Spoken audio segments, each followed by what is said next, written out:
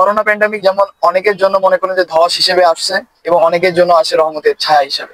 Class 9 এর last দিকে যায় মানে আমার জীবনে বলতে পারি না একটা কালো অধ্যায় শুরু হয়েছে। মানে আমি একটা হারাম অ্যাফেয়ার্স এর মধ্যে জড়িয়ে যাই, যেটা আমি কখনোই মানে আমি আশাও করিনি যেটা আমার মাধ্যমে হবে। তো এর কারণ ছিল হচ্ছে আমার ফ্রেন্ড সার্কেল। আমি যেমন নামাজ পড়ে আগে শান্তি পেতাম, কিন্তু সেটা আর মানে পাই না, কেমন যেন মনের মধ্যে একটা অশান্তি সৃষ্টি করে দেয়। মনে করেন 90% মানুষ এখন হারাম অ্যাফেয়ার্স এর মধ্যে জড়িয়ে যায়। এবং তার থেকে বের হওয়ার পার্সেন্ট হচ্ছে মাত্র 10%। 80% মধ্যে যারা 90% মধ্যে যারা ডুবে গেছিল, 80% তার মধ্যে আছে এখনো, 10% বের হয়ে আসতে পারছে। এটা হচ্ছে আল্লাহ তাআলার রহমত। আমি বিশ্বাস করি যে আল্লাহ তাআলা যদি কখনো না চায় তো আমি এর মধ্যে থেকে বের হয়ে আসবো। মানে আমার মনে হচ্ছে যে আল্লাহ তাআলা আমাকে মানা করতেছে না, এটা করা যাবে না। কারণ মানে এটা আধ্যাত্মিক একটা বাধা চলে আসে। আপনার থেকে আপনাদেরকে জাহান্নাম থেকে বাঁচতে হবে বিধায় আপনাকে আল্লাহ তাআলার কাছে হেদায়েত চেয়ে নিতে লাগবে।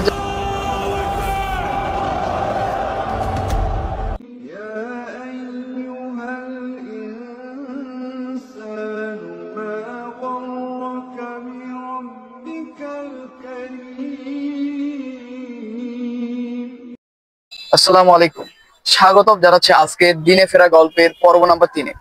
আমাদের সঙ্গে আছেন ইমন ভাই। আমি ভাইকে বলবো যদি ভাই নিজের পরিচয়টা আপনাদের সবার সামনে তুলে ধরতেন। আসসালামু আলাইকুম, আমি মোহাম্মদ ইমন হোসেন। আমার বাসা হচ্ছে সিরাজগঞ্জ, সাদাতপুর উপজেলায়। বর্তমানে আমি BSc civil engineering fourth semester running. আলহামদুলিল্লাহ ভাই, আমরা শুনেছি যে আপনি বর্তমান যে অবস্থায় আছেন এখন, তো আপনি একটা সময় এরকম অবস্থায় ছিলেন না। তো আপনি যদি বলতেন যে আপনার তখনকার অবস্থাটা, যে কিভাবে এই পরিবর্তনটা আসলো আপনার মধ্যে এবং রিয়েলাইজেশন কিভাবে আসলো দিনের প্রতি। বিষয়টা হচ্ছে যখন আমি ছোট ছিলাম একদম, তো আমরা স্বাভাবিকভাবে মুসলিম ঘরে জন্মগ্রহণ করলে আমরা মুসলমান হিসেবে মানে নিজেকে পরিচয় দিতে স্বাচ্ছন্দ্য বোধ করি। কিন্তু বিষয়টা হচ্ছে কি, আমরা মুসলিম ঘরে জন্মগ্রহণ করলেই কিন্তু আমরা মুসলমান হয়ে যাই না। তো ছোট থেকে আমি যেহেতু মুসলিম ঘরে জন্মগ্রহণ করেছি, আমি নিজেকে মুসলিম হিসেবে দাবি করি। তো তখন আমি বুঝতাম না আসলে আমি কি মুসলিম নাকি অমুসলিম। তো যখন ধীরে ধীরে জ্ঞান হওয়া শুরু করলো, তারপরে বুঝতে পারলাম না আমি আসলে মুসলিম ঘরে জন্মগ্রহণ করেছি, আলহামদুলিল্লাহ। তো তারপর থেকে যখন মানে আমার যখন বয়স উপনীত হলাম, যখন আমি সবকিছু বুঝতে শিখলাম, তখন মানে আমি দেখতাম যে প্রথমত যখন আমাদের ওই গ্রামে একটা ঐতিহ্য আছে সব এলাকায় যে জালসা হয় আর কি, ইসলামী মানে ওয়াজ মাহফিল যেটাকে আমরা বলি। যেটাকে বলা হয়। তো ওইখানে বিভিন্ন রকম ওয়াজ মাহফিল হতো, বড় বড় বক্তারা আসতো। মানে তাদের মানে ওয়াজ শুনে নিজেকে অনুপ্রাণিত করতাম না, ইসলাম এত সুন্দর, মানে ওনারা এত সুন্দরভাবে কথা বলে ইসলামকে নিয়ে। মানে আমার যেগুলো আমি জানি না তাদের মাধ্যমে সেগুলো আমরা জানতে পারছি আর কি। তো সেই হিসাবে যখন বুঝতে পারলাম না আসলে আমার ইসলামকে যতটুকু জানার প্রয়োজন ততটুকু আমি জানি না, কিন্তু তাদের মানে সহবতে যদি থাকি তাহলে হয়তো বা ইনশাল্লাহ আমি যতটুকু না জানার ছিল সেগুলো জানতে পারবো। তো ধীরে ধীরে সেই থেকে আর কি পথ চলা শুরু। মানে প্রথমত আমার ইসলামকে মানে জানা হয়েছে ওয়াজ মাহফিল দিয়ে। আচ্ছা। যখন মানে আমি ক্লাস 5-এ পড়ি, তো আমাদের গ্রামটা ছিল হচ্ছে একদম প্রত্যন্ত অঞ্চল। আমাদের উপজেলাটা ছিল আর কি শহরের ভিতরে। তো শহরের ভিতরে থাকার কারণে হয়তো আমি গ্রাম থেকে গিয়ে শহরে পড়াশোনা করা আমার জন্য খুব টাফ ছিল। তো সেই হিসাবে আমি ওই গ্রাম থেকে শহরের মধ্যে আমি শিফট হলাম। শিফট হওয়ার পরে তো ওইখানে আমাদের স্কুলটা, আমার একটা স্কুল ছিল, মানে 2014 সালে কথা বলছেন তখন। তো স্কুলটা মানে যখন ইসলামের তেমন একটা ওই ওই এলাকার মধ্যে তেমন ছিল না, কি বলে আপনার আধিপত্য ছিল না, কিংবা ইসলামকে যারা জানাশোনা যারা করে তাদের লোক সংখ্যা খুব কম ছিল ওখানে।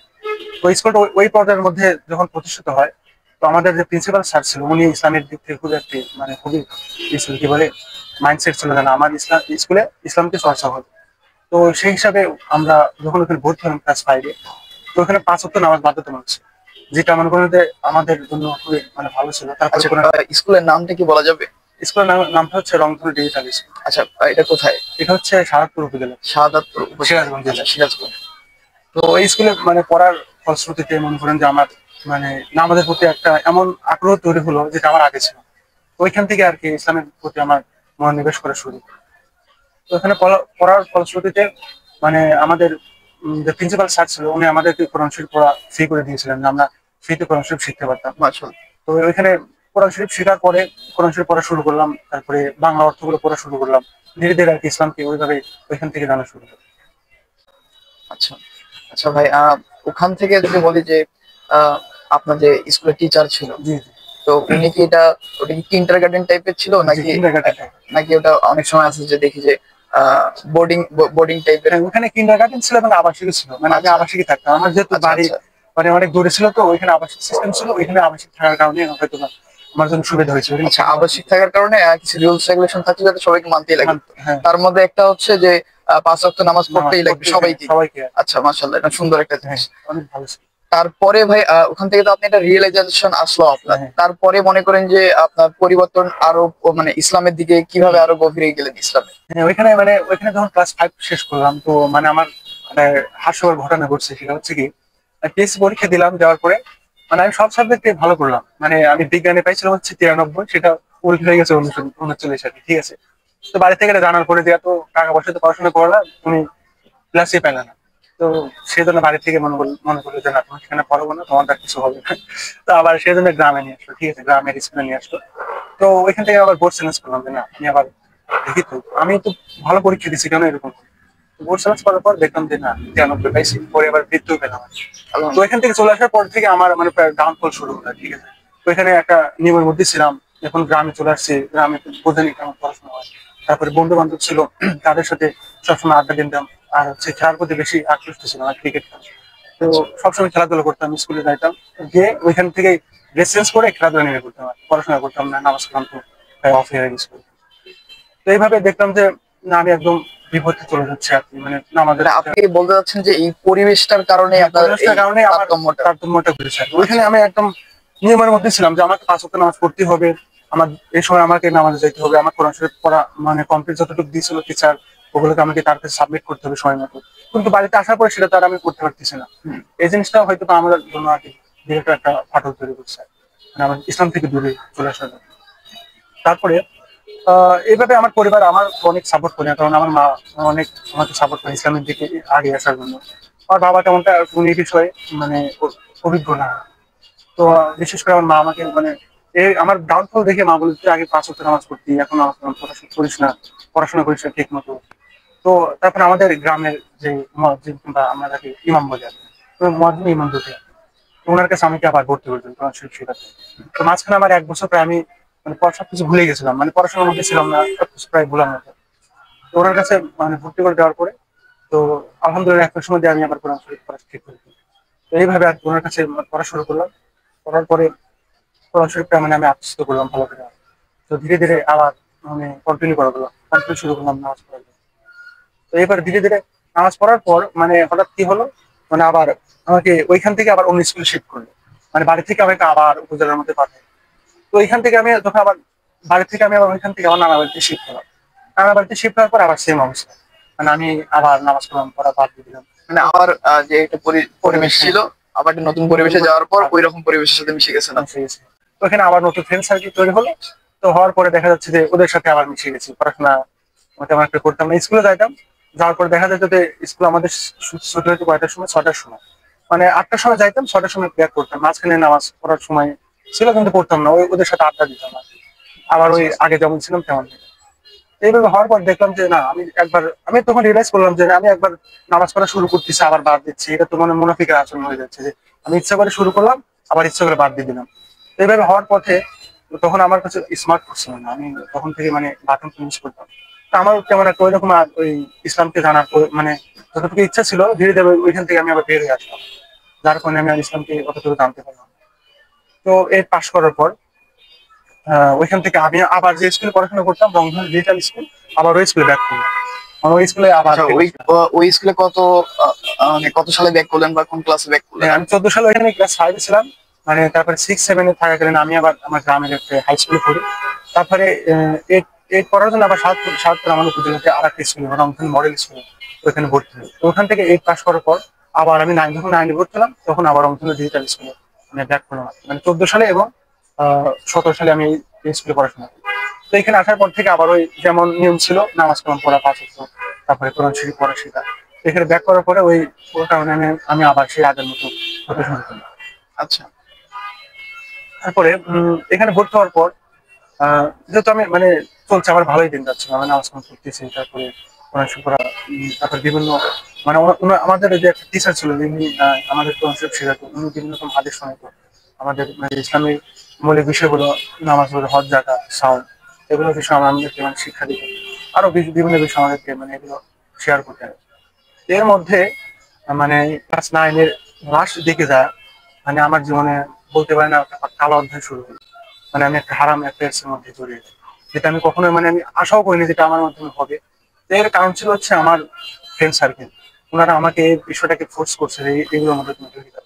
মানে আমি চাইনি, তারপরেও মানে তারা বলছে এর মধ্যে অনেক ভালো কিছু আছে, তুমি এখানে থাকলে তুমি অনেক এনজয় করতে পারবা, তুমি এখানে অনেক ভালো টাইম স্পেন্ড করতে পারবে। তো তারা ফোর্স করার পরে আমি তো ওই বিষয়ে আমি জানতাম না যে এটা আসলে ইসলামের মানে হারাম কিংবা এটা আমি ইসলামের বৈধ কেন। এরপরে দেখা যাচ্ছে যে তাদের প্ররোচনায় পড়ে মানে এর মধ্যে আমি জড়িত। তারপরে ধীরে ধীরে মনে করেন যে আমার ওটার মধ্যে ঢোকার পরে আমি যেমন নামাজ পড়ে আগে শান্তি পেতাম, সেটা আর মানে পায় না, কেমন যেন মনের মধ্যে একটা অশান্তি সৃষ্টি করে। এটা কি আসলে ঠিক করতেছি কিনা ঠিক করতেছি না। তো আমার কাছে তখন তো ফোন ছিল না, আমি মানে ওদের কাউকে বলে সাহস পাইনি যে স্যার আমি এরকম একটা মানে হারামের মধ্যে মানে লজ্জায়। লজ্জায় আমি কাউকে বলতে পারতেছি না যে আমি এটা আসলে আমার আমার জন্য সঠিক হচ্ছে কিনা নাকি ইসলাম এটা যায়। তো এটার কারণে আমার মনে হচ্ছে যে আমি মানে আমার মনের মধ্যে যে আমার একটা শান্তি শান্তি এবং একটা ভালো লাগার কাজ করতে, সেটা আর করে না, ঠিক আছে।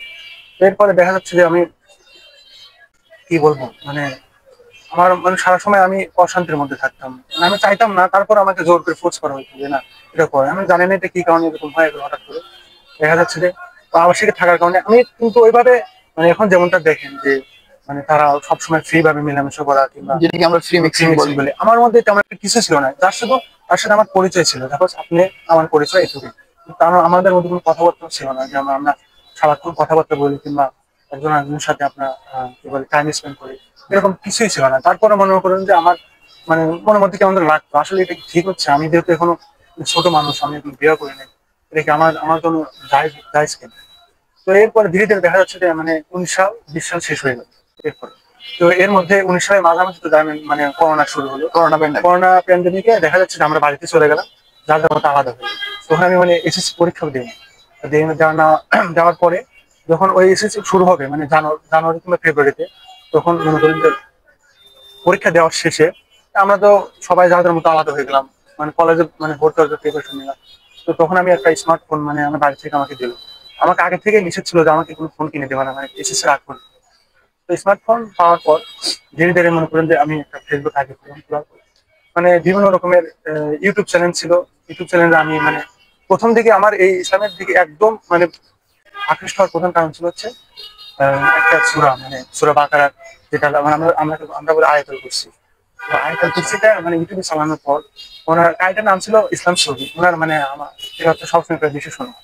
তো তেলাওয়াত শোনার পর আমার এমন মানে আমি জানি না এরকম আর কোনো সময় আমার হয়েছে কিনা, মানে আমার মধ্যে আমার একটা ভালো লাগা কাজ করতেছিল। মানে ওই সময় ভাবলাম যে না আমি এর মধ্যে যার মধ্যে আছি মনে হচ্ছে আমি আমাকে আরো সুন্দরভাবে আবিষ্কার করতে পারবো।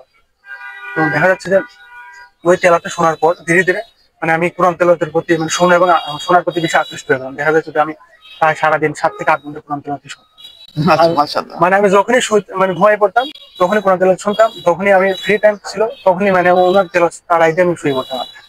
তো ধীরে ধীরে এটা জানার পর মানে যখন আমি ফেসবুক খুললাম, খোলার পর দেখা যাচ্ছে যে বিভিন্ন মানে বক্তাদের ওয়াজ আছে, যেমন তখন মানে বিশেষ করে কি বলে শাইখ আহমদুল্লাহ সাহেব, তারপর হচ্ছে শেখ আব্দুর রহমান কি বলে আব্দুল আব্দুর রাজ্জাক বিন ইউসুফ, ওনার একটা মানে ওয়াজ ছিল মানে এই হারাম এখানে। ওই এই মানে এটা শোনার পর মানে আমি এমন পরিমাণে ভয়ে আতঙ্কিত হয়ে যাই। মানে আপনি কি বলতে পারবেন যে ওটা কেমন ওয়াজ ছিল বা কিরকম ওটা মেসেজ ছিল? ওটা আমার ফোনে এখন সেভ করা আছে, মানে আচ্ছা। ওটা আমি এখন যদি মানে ওটা ছিল মানে কিভাবে তুমি একটা ছেলে হয়ে কিভাবে তুমি একটা মেয়ের সাথে তুমি কথা বলো কিংবা তারা মেয়ের সাথে মানে দেখা সাক্ষাৎ করো, তারপর এটা তুমি যখন এর মধ্যে থাকবা তোমার কোনো নামাজ তোমার ইবাদত কিছুই কবুল হবে না। এটা শোনার পর আমি টোটালি শক হয়ে গেছি যে আমি এত কষ্ট করে নামাজ পড়ি, তারপরে আমি কোরআন তেলাওয়াত করি, তাহলে আমাকে এগুলো সব বিছাতে চলে যাচ্ছে। মানে এটা শোনার পরে মানে প্রায় একটা বছর আমি পুরো মনে করেন যে এর মধ্যেই ছিলাম যে আমি নামাজ কালাম পড়তেছি, তারপরেও যদি আমার এরকম নামাজ কালাম কবুল না হয়, আমি যদি এর মধ্যে ডুবে থাকি। এর এর মধ্যে কিন্তু তার সাথে আমার কোনো রকম ভাবে যোগাযোগ ছিল না, মানে যোগাযোগ নাই বললে চলে। সে তার মধ্যে আলাদা থাকতো, আমার কোনো ওই তার কোনো ফোন ছিল না, আমার তার সাথে কন্ট্যাক্ট করতো। তারপরেও মানে আমি আমার মনের মধ্যে যে ভাবনা চিন্তা উদ্রেক হলো যে না আমি যেটার মধ্যে আছি আসলে এটা হারাম, তখন ওইটা রিয়েলাইজ করতে পারলাম যে না আমার এর মধ্যে থাকা যাবে। তারপর আমি ধীরে ধীরে এখান থেকে বের হওয়ার জন্য মানে চেষ্টা শুরু করলাম যে না আমি তার সাথে একদম টোটালি সবকিছু সলভ করে দেবো। মানে সে মাঝে মাঝে আমাকে ফোন দিত, দেখে বলতো, তারপর আমাকে ফোন দেওয়ার পরে আমি তাকে এই বিষয়টা মানে পুরোটা খুলে বললাম, দেখো আমি যেহেতু মুসলিম হিসেবে জন্মগ্রহণ করছি, তো আমার ছোট থেকে যেহেতু আমার ইসলামের প্রতি একটা মানে মাইন্ডসেট ছিল যে না আমি মুসলিম হিসেবে জন্মগ্রহণ করছি, আমাকে ইসলামের প্রতি আমাকে মনোনিবেশ করতে হবে। তো তাকে আমি এই বিষয়গুলো শেয়ার করলাম, দেখো আমরা যেটার মধ্যে আছি সেটা মনে করেন যে আমার জন্য কন্টিনিউ করা হারাম। তো এটা আমি এখন এর মধ্যে থাকতে চাচ্ছি। তো সে বললো যে না, আমি যে তুমি আমাকে এখন এগুলো এসে বলতেছো, এটা আমি মানতে পারবো না। আমি বললাম যে তুমি মানো কিংবা না মানো, এটা এমন আসে যায় না, আমি এর মধ্যে থাকবো না। মানে ওই হিসাবে ওই সময়টাকে মানে করেন যে যাকে আমি এখন মন থেকে ফিল করি, তাকে আমি ওইখান থেকে মানে মন থেকে বের করে দেওয়া, সেটা কিন্তু তার থেকে কথা ছিল না। জি। আমি একমত আল্লাহ এটা তাআলার অনেক, উপর হ্যাঁ। তাওয়াক্কুল করে যে না, আমি ভুল করছি, আমি জানি না। আমি যদি জানতাম, বিশেষ করেন আমি যদি জানতাম যে মানে বিয়ের আগে এগুলো হারাম, তাহলে আমি কখনো এগুলোর মধ্যে আমি নিজেকে জড়াই ফেলতাম ভুল না। করতেন না। কিন্তু আমি জানি না, এখন কি করবো। আল্লাহ তাআলার কাছে বললাম আমি তো ভুল করে ফেলেছি, ভুল করাটাই স্বাভাবিক। কারণ শয়তানের প্ররোচনায় পড়ে যদি আমি না জানার কারণে আমি এটার মধ্যে জড়াই গেছি, এখন আমি জানতে পারছি, এগুলো থেকে বের হয়ে আসলাম। এই তবা করে তারপরে এখান থেকে ধীরে ধীরে মানে এখান থেকে গেট আপ করলাম। মাশাআল্লাহ। ভাই, ওই সময় তো মনে করেন যখন আপনি তার সঙ্গে কন্ট্যাক্ট বন্ধ করে দিলেন, হ্যাঁ, ওই সময় তো অবশ্যই মনে করেন যে একটা শয়তানের একটা হ্যাঁ, প্ররোচনা তো থাকবেই। অবশ্যই থাকবে। তো এই ব্যাপারটাকে আপনি কিভাবে হ্যান্ডেল করলেন? যেমন আমাদের অনেকেই আছে যারা মনে করেন যে হারাম রিলেশনশিপের মধ্যে জড়িত থাকে, জি, জি। ঠিক আছে, কিন্তু তারা বুঝতে পারে না এবং তারা এইভাবে বের হবে বের এখান হবে থেকে। এখান থেকে। তাদেরও কিন্তু কষ্ট হয়, কষ্ট এই হয়। কষ্টটা কিন্তু শয়তান আমাদেরকে দেয়। হ্যাঁ, এই কষ্টটা দেওয়ার কারণে তারা কিন্তু এখনো অনেকেই আছে যারা আমাদের ভিডিও দেখতেছেন, হ্যাঁ। তারা অনেকে মনে করেন যে আটকে আছে এই জালে, আমি শয়তানের আমি জালে। বলবো কি, তারা মনে করেন যে 90% মানুষ এখন হারাম অ্যাড্রেসের মধ্যে জি। যাচ্ছে, এবং তার থেকে বের হওয়ার পার্সেন্ট হচ্ছে মাত্র 10%। 80% মধ্যে যারা 90% মধ্যে যারা ডুবে গেছিল, 80% তার মধ্যে আছে এখনো, 10% বের হয়ে আসতে পারছে। এটা হচ্ছে আল্লাহ তাআলার রহমত। আমি বিশ্বাস করি যে আল্লাহ তাআলা যদি কখনো না চাইতো, আমি এর মধ্যে থেকে বের হয়ে আসতাম। মানে আল্লাহ তাআলা চাইছেন বলেই, আমার ইসলামের প্রতি একটা ভালো লাগা ছিল বলে হয়তো বা সেই উসিলে আল্লাহ তাআলা আমাকে ওইখান থেকে ফিরে নিয়ে আসছেন, বলতে পারেন জান্নাত থেকে জান্নাতের রাস্তায় নিয়ে আসলেন। মাশাআল্লাহ। মানে এটা আমি সবসময় আল্লাহ তাআলার কাছে শুকরিয়া আদায় করি যে না, ওই মাইন্ডসেটটা যদি আমার না থাকতো, ওই সময় যদি আমার ফোন না থাকতো, তাহলে হয়তো বা আমি এর মধ্যে আরো অনেক খারাপ কিছুর মধ্যে জড়িয়ে যেতে পারতাম। কারণ জানেন আপনি, যারা এগুলো পড়ে ওইখান থেকে যখন বের হয়ে আসে, তারা মানে মানসিক ভাবে তারা বিপর্যস্ত হয়ে পড়ে। হুম। দেখা যাচ্ছে তারা মানে কি বলে, মদ গাঁজা, তারপরে সিগারেট, এগুলোর মধ্যে আসক্তি হয়ে যায় তখন ওই জিনিসটা ভোলার জন্য। হুম, তো হুম। আমি এই জিনিসটা ভুলতে পারছি একটা কারণে, সেটা হচ্ছে বেশি বেশি কোরআন তেলাওয়াত শোনা। মানে মানে আমার আপনার যে সময়টায় মনে করেন ওনার ওই মেয়ের সঙ্গে কথা বলতেন, ওই সময়টা ওই জায়গায় না লাগে আপনি কোরআন কোরআন তেলাওয়াত শুনছেন। তেলাওয়াত শুনছেন, আমি আচ্ছা। অলওয়েজ কোরআন তেলাওয়াত শুনতাম, এবং মাশাআল্লাহ। ইসলামিক মানে কি বলে আলোচনাগুলো। আলোচনাগুলো শুনতাম আর কি। মানে বিশেষ করে শুনতাম যে হারাম থেকে কিভাবে মানে হালালের মাধ্যমে মানে ফিরে আসা যায়। তো এই বিষয়গুলো শোনার পরে আমার ইমান থেকে আরো বেশি মজবুত হয়ে গেলো। তখন আর এই বিষয়টা আমাকে সিম্পল লাগলো না, কি এগুলো তো কিছুই না। মানে আমি তারপরে কিভাবে মানে সুন্দর একটা কি বলে মানে স্ত্রী কিংবা আমার জীবন সঙ্গী পাওয়া যায়, তো তাকে পাওয়ার জন্য কি কি আমাকে গুণাবলী অর্জন করতে হবে, হুম, সেগুলো আমি নিজের মধ্যে আর কি মানে নিজে পালন করার চেষ্টা শুরু করলাম।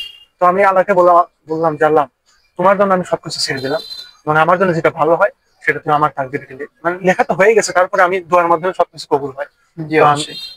তো আমি সবসময় দোয়া করি যে আমি যেটার মধ্যে ছিলাম ওখান থেকে যদি আমি বের হয়ে আসছি, ইনশাল্লাহ আশা করা যায় আল্লাহ তাআলা আমাকে উত্তম কিছু দান করবে। ইনশাআল্লাহ। তো আমরা এখান থেকে একটা গুরুত্বপূর্ণ একটা শিক্ষা অর্জন করতে পারি যে আমাদের যারা যেসব ভাইয়েরা বিভিন্ন হারাম সম্পর্কের সঙ্গে জড়িত আছে, তারা এই সম্পর্ক থেকে বের হইতে গেলে প্রথমত ভাইয়ের মতো মজবুত একটা ঈমান এবং মানে আত্মত্যাগের দরকার।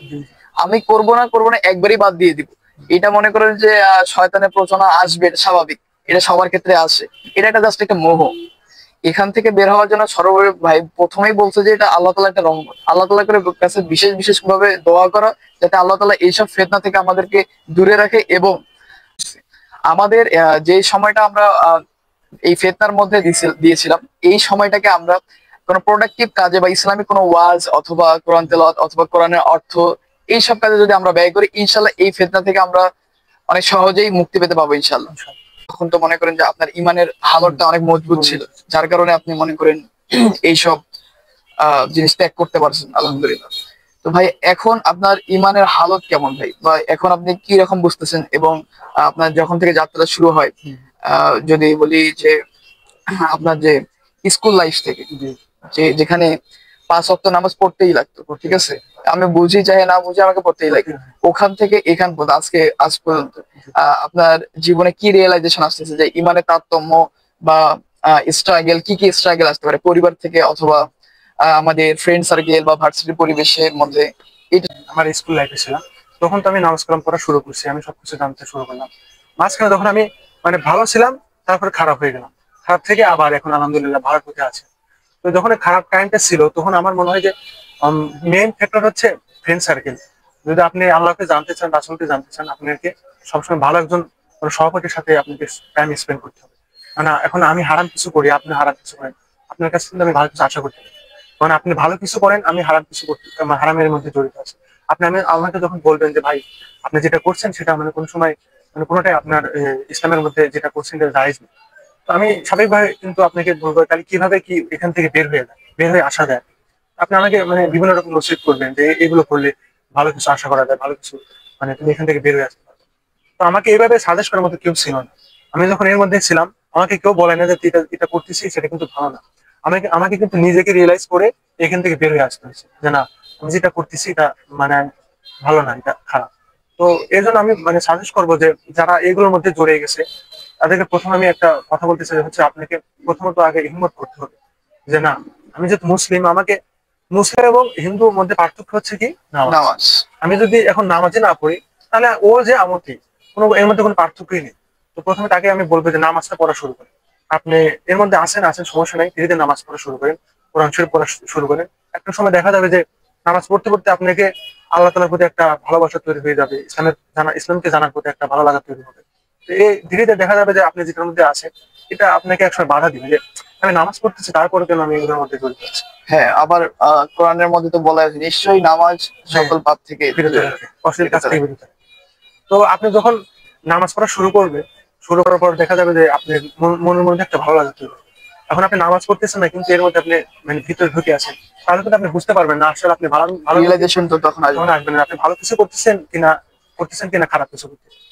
তো আমি তাদেরকে মানে বলবো যারা এর মধ্যে আছেন, আমার ফ্রেন্ড সাইকেল অনেকের মধ্যে জড়িত, আমি তাদেরকে বলবো মানে এর মধ্যে ভিডিওর মাধ্যমে জানাতে চাই যে তোমরা যারা এর মধ্যে আসো, মানে আমি যেমন ছিলাম আমার তো ওইরকম ভাবে এখন যারা দেখতেছেন মানে খুব মানে ভালো মানে রিলেশনশিপ আমার ওরকম তেমন কিছু ছিলই না। দেখা যাচ্ছে আমাদের ডিস্টেন্স কিন্তু দূরের মধ্যেই ছিল, তার সাথে আমার কোনো সময় ওরকম ভাবে মানে সাক্ষাৎ হতো না, কিংবা ওই এখন যেমন দেখেন সারাক্ষণ কথা বলা, মানে কেমন আছেন কি অবস্থা, এগুলোর মধ্যে আমার তেমন কিছু ছিল না। তারপরও যতটুকু ছিল তার মধ্যে তো হারামটা ছিল। তো এর মাধ্যমে আমি দেখা যাচ্ছে যে আল্লাহ তাআলার রহমতে আমি এর মধ্যে বের হয়ে আসতে পারছি আলহামদুলিল্লাহ। আলহামদুলিল্লাহ। কিন্তু এর মধ্যে যারা অনেকে আছে যে মানে একদম ভয়াবহ আকারে ডুবে গেছে, মানে কিছুই বলে না। আমার অনেক ফ্রেন্ডস এগুলো এমনও আছে যে এর মধ্যে ডুবে গেছে। তাদেরকে আমি সাজেস্ট করবো যে তোমরা এর থেকে বের হয়ে আসো আল্লাহ তাআলাকে মানে রাজি খুশি করার জন্য। তুমি আল্লাহর জন্য কিছু ছেড়ে দিলে আল্লাহ তোমাকে এর থেকে দ্বিগুণ কিছু বাড়িয়ে দেবে, আমি এটা জি, বিশ্বাস করি। ইনশাল্লাহ। সেই জন্য আমি আর কি তাদেরকে এটাই সাজেস্ট করি। আচ্ছা ভাই, আপনি যে কথাটা বললেন যে কোনো কোনো কাজ বা কোনো কিছু যদি আল্লাহ তাআলার জন্য ত্যাগ করা হয় বা ছেড়ে দেওয়া হয়, তো আল্লাহ তাআলা এর থেকে একটা উত্তম প্রতিদান আমাদেরকে দেন। তো আপনি আপনার জীবনে এরকম কিছু পেয়েছেন কিনা? জি অবশ্যই পেয়েছি। দেখা যাচ্ছে যে আমি যখন এখন আমি এখন ক্যামেরার সামনে বলতে পারতেছি না মানে কি বলা কি ঠিক হবে কিনা, মানে আমি যখন নামাজ পড়ি তখন আমি ফিল পাই যে আল্লাহ তাআলা আমাকে দেখছেন, আমি আল্লাহ তাআলাকে দেখতেছি। মানে আমার মধ্যে অন্যরকম একটা ভালো লাগা তৈরি হয়, এটা আমি আপনাকে বোঝাতে পারবো না। যখন আপনি ওই পর্যায়ে চলে যাবেন যখন যারা যাবে তারা বুঝবে, যখন আপনি যদি নামাজ পড়েন অবশ্যই পড়ে আপনার মধ্যে কিন্তু অবশ্যই ভালো লাগা তৈরি হয় যে আমি নামাজ পড়ি, মনের মধ্যে একটা শান্তি পাই। তারপরে আমার মনে হয় যে মানে আমি যখন খারাপ কিছু করতে যাই তখন আমার মনে হয় যে না এটা তো মানে আমার মনে হচ্ছে যে আল্লাহ তাআলা আমাকে মানা করতেছে না, এটা করা যাবে না। মানে সাপোজ মানে আমি এটা আধ্যাত্মিক একটা বাধা আছে। বাধা চলে আসে যে আমি এখন সাপোজ ধরে আমি সিগারেট খাবো, সিগারেট খাওয়ার কথা মনে হলে আমার কাছে মনে হয় আমি যদি সিগারেট খাই মানে আমি হাদিস শুনছিলাম যে যারা জান্নাতে যাবে বা জাহান্নামে যাবে তাদের মুখ থেকে মানে ধোঁয়া রকম কিংবা মানে ধোঁয়া বের হবে। তো ওই জিনিসটা মানে কিন্তু ওই কি বলে আপনি সিগারেট খাওয়ার মাধ্যমে মিলে যায় যে যখন আমি সিগারেট খাই মুখ থেকে ধোঁয়া বের হয়। তো এই বিষয়টাকে আমার বাধা দেয় যে না আমি সিগারেট অবশ্য খাই না, তারপর আমি বোঝাচ্ছি আর কি এটা দিয়ে। তারপরে হচ্ছে আপনার কি বলে যখন আমি খারাপ মানে কোনো মেয়ের সাথে আমি যখন কথা বলতে যাই, মানে ভার্সিটি বলেন কিংবা আমার আশেপাশে বলেন, মানে কথা বলতে গেলে আমার মনে হয় সে তো আমার জন্য, তার সাথে আমার কথা বলা ঠিক না, যেহেতু সে গাড়ির মাথা নন মহারামান্তি, তার সাথে আমার কথা বলা ঠিক হবে। এগুলো আমার মানে মন থেকে বাধা চলে আসে এবং আল্লাহ তাআলা আমাকে মানে এটা আমাকে ভুল দান করে যে না এটা তোমার করা ঠিক হবে। এই বিষয়টা অনেকে কিন্তু করতে পারে না। আমি মনে করি যে আল্লাহ তাআলার বিষয়ে একটা রহমত যে ওইখান থেকে বের হয়ে আসার পরে এটা আমার মাধ্যমে আর কি ফুটে উঠেছে। জি, আলহামদুলিল্লাহ। এটা মনে করেন যে বলতে পারি যে হেদায়েত জিনিসটা এমন একটা জিনিস যে আল্লাহ দুনিয়ার বুকের মধ্যে যত কিছু আছে সব থেকে মূল্যবান জিনিস হচ্ছে হেদায়েত। এই জিনিসটা মনে করেন যে যার মধ্যে এসে গেছে সে মনে করেন যে দুনিয়ার সাকসেস ইনশাল্লাহ, আখিরাতে সাকসেস ইনশাল্লাহ। তো এই জিনিসটা আমাদেরকে অর্জন করতে গেলে আমরা বসে বসে বা আহ যে বসে আছি বা শুয়ে আছি হেদায়েত পেয়ে যাবো এমনটা না।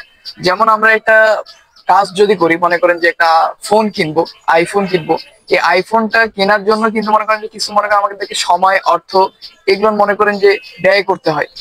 সেরূপ মনে করেন যে আমাদের হেদায়েতের জন্য আমাদের সেম প্রসেসে আগাইতে লাগবে। অর্থ, সময় আমাদেরকে ব্যবহার করতে লাগবে এই হেদায়েত পাওয়ার জন্য। হেদায়েত কিন্তু মনে করেন যে আল্লাহ তাআলার ঠেকা না যে আল্লাহ তাআলা আপনাকে হেদায়েত দেবে। আপনার ঠেকা আপনাদেরকে জাহান্নাম থেকে বাঁচতে হবে, বিধায় আপনাকে আল্লাহ তাআলার কাছে হেদায়েত চেয়ে নিতে লাগবে যে আল্লাহ তাআলা যাতে আমাকে হেদায়েত দান করে, এবং আমি যাতে এইসব গুনাহ থেকে বাঁচতে পারি এবং জান্নাতের পথে চলতে পারি ইনশাআল্লাহ। তারপরে ভাই আপনার বর্তমান ভাই ইমানি হালত কেমন ভার্সিটির পরিবেশে? ভার্সিটির মানে ইমানের হালত বলতে আমি কলেজ লাইফ থেকে শুরু করবো। তো কলেজ জি। লাইফের প্রথমে মানে তার সাথে যে তোমার সবকিছু কন্ট্যাক্ট অফ ছিল, মানে কথা হইতো না, মানে কথা বলা পুরোপুরি টোটালি অফ। তারপরে মনের মধ্যে খারাপ লাগতো যে মানে আমি চাইতাম না, না আসার পরেও যেহেতু আমি এর মধ্যে জড়াই গেছিলাম বন্ধুদের পড়াশোনায়। তো এখন ওইখান থেকে বের আসার পরে মানে আমারও খারাপ লাগতো যে আমি কেন এর মধ্যে জড়াই গেলাম, কেন মানে একজনের প্রতি আমার মনের মধ্যে ফিলিংস তৈরি হলো, কেন কেন এর থেকে আমি আবার বের হয়ে আসলাম, আসার পরে আমার মনের মধ্যে কেন এরকম খারাপ লাগা তৈরি হয়। তো তখন আমি আল্লাহ তাআলার কাছে মানে দোয়া করতাম, আল্লাহ যেহেতু আমি ভুলে করে ফেলেছি, এখন আপনি আমাকে এর থেকে পরিত্রাণ, একদম টোটালি এখান থেকে আমাকে মানে হৃদায়ত দান করে। তো বেশি বেশি আল্লাহ তাআলার কাছে হৃদায়ত চাইতাম, নামাজ পড়তাম, করে দোয়া করতাম আল্লাহ এর মধ্যে যেন আমি ডুবে না থাকি। তো কলেজ লাইফে আসার পরে, কলেজ লাইফে আমি যেহেতু ঢাকায় ছিলাম, আমার কলেজ লাইফ ছিল বিশেষ মুন্সি আব্দুল পাবলিক কলেজ। তো ওখানে ছেলে মেয়ে আলাদা ছিল, যার কারণে আমার জন্য অনেক সুবিধা হয়েছে। আমি মেয়েদের থেকে পুরোটাই টোটালি মানে আলাদা থাকতে পারতাম, তাদের সাথে আমার কোনো রকমের কন্ট্যাক্ট নাই। মানে এমনকি আমার এখন পর্যন্ত আমার কোনো ফেসবুক ফ্রেন্ড নেই এখানে। মানে কলেজ লাইফ ভার্সিটি লাইফে, মানে ভার্সিটি লাইফের ফ্রেন্ড ছিল কয়েকটা, মানে আমি পরে আবার সব ডিলিট করে দিয়েছি। আর আমার ফেসবুকে শুধুমাত্র ছেলেরা থাকবে, কোনো মানে মেয়ে থাকবে না। আমি বলতে পারেন এটা হচ্ছে আমার একটা মানে নিজেকে করা, কি বলে, মানে যেটা আমি পাপ করছি, পাপটা যেন আমার মধ্যে না কোনো সময় না হয়। মানে মেয়েদের থেকে আমি টোটালি মানে আলাদা থাকবো। আমি নিজে নামাজ কালাম পড়বো, আমার ফেসবুক টাইমলাইন সবকিছু মানে আমার ইমানি সবকিছু থাকবে, কোনো মেয়ে থাকবে না। মানে তারপরে এখন ভার্সিটি আসার পর যা দেখতেছি, মনে করেন যে আপনি তো রিয়েলাইজ করতেছেন যে অবস্থা, মানে সব দিকে যেখানে তাকাই সেখানে হয়তো বা মানে শুধু মানে এটা বলার বাইরে। তো এখন এইভাবে চলতে গেলে দেখা যাচ্ছে যে আমাকে মানে স্ট্রাগল করে চলতে হবে, মানে নজরকে বেশিরভাগ যোগাযোগ থাকতে হবে। কারণ প্রথম শয়তানের প্রধান অস্ত্র হচ্ছে পাপ কাজ করানোর প্রধান অস্ত্র হচ্ছে মানে নজরের হেফাজত করা। যদি নজরকে হেফাজত না করতে পারি, মানে আমার মাধ্যমে পাপ কাজ করা খুব সহজ হয়। আর এখন তো মোবাইলের যুগ, এখন তো জানেন আপনি সবকিছু জানেন, যে নজর যদি হেফাজত না করতে পারি, মানে আমাদের খারাপ কিছু দেখার অভ্যাস তৈরি হয়ে যাবে, যার কারণে আমাদের মানে কি বলে শারীরিক মানসিক সবকিছু ক্ষতির মধ্যে মানে পড়ে যাবে। তো সেই জন্য আর কি ভার্সিটি লাইফে আসার পরে দেখতেছি মানে আমাকে স্ট্রাগল করে চলতে হবে, যেহেতু 2 বছর পার করে ফেলছে আলহামদুলিল্লাহ। আর 2 বছর ইনশাল্লাহ এভাবে পার করলে আশা করা যায় তো তারপরে যখন পরবর্তী লাইফে পদার্পণ করো ইনশাল্লাহ ভালো কিছু হবে। ইনশাআল্লাহ। আপনি আপনার জীবন থেকে নেওয়া কোনো উপদেশ যদি আমাদের দর্শকদের উদ্দেশ্যে বলতেন। মানে আমি আপনার মাধ্যমে দর্শকদের কিছু জানাতে, সেটা হচ্ছে মানে যদি আল্লাহর পথে আপনি অবিচল থাকতে চান, প্রথম কাজ হচ্ছে আপনাকে নামাজ পড়তে হবে, দ্বিতীয়ত হচ্ছে আপনাকে কোরআন শরীফ পড়তে হবে, তৃতীয় কাজ হচ্ছে বেশি বেশি দোয়া করতে হবে। কারণ আল্লাহ তাআলার প্রতি আপনি যেমন মনোভাব রাখবেন, আল্লাহ তাআলা আপনার সাথে সেই জিনিসটাই করবেন। সাপোজ যখন আপনি ভাবতেছেন আমি আমি খারাপ কিছু করতেছি, আল্লাহ তাআলা হয়তো আমাকে কিছুই দান করবে না, আমি কিছু মানে এখান থেকে পাবো না, আল্লাহ তাআলা আমাকে আমার আশা পূরণ করবে না, তাহলে কিন্তু মানে আপনি যেমন মনোভাব পোষণ করতেছেন আল্লাহ তাআলার প্রতি, আল্লাহ তাআলা ঠিক তেমনটাই আপনার প্রতি মানে ওইভাবে আপনাকে জাজ করবে। তো আমি চাইবো যে সবসময় আল্লাহ তাআলার প্রতি সুধারণা রাখেন। আপনারা যেটার মধ্যে আছেন, ভালোর মধ্যে থাকলে তো আলহামদুলিল্লাহ, যদি খারাপের মধ্যে কিছু জড়িয়ে যান, তাহলে সবসময় আল্লাহ তাআলার কাছে বেশি বেশি দোয়া করবে। এবং আমি চাইবো বেশি বেশি কোরআন তেলাওয়াত শুনে, কারণ কোরআন তেলাওয়াত শুনলে এমন একটা মনের মধ্যে ভালো লাগা তৈরি হবে, মনে মনে মনে মানে ভাবতে পারবেন যে না, আমি গান গান শোনা থেকে বিরতি থেকে আমি বেশি বেশি কোরআন তেলাওয়াত শুনবো।